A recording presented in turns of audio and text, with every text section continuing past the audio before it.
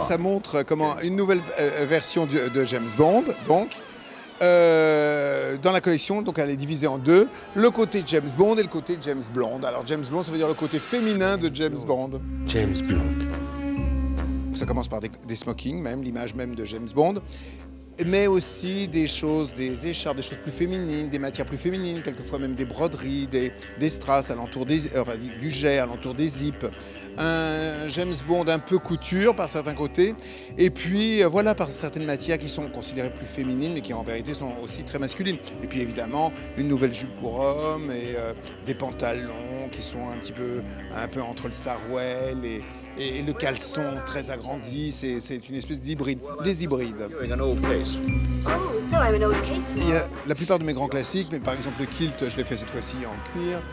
Et puis le pantalon jupe. Au total, je dirais qu'il y a une espèce de modernité quand même de cette collection. Par la technique, du fait de certains matériaux qui ne peuvent se traiter que d'une certaine façon, qui est en fin de compte très moderne. Donc, il y a le néoprène, il y a donc ces combinaisons, les scuba de plongée, qui côtoient les smokings.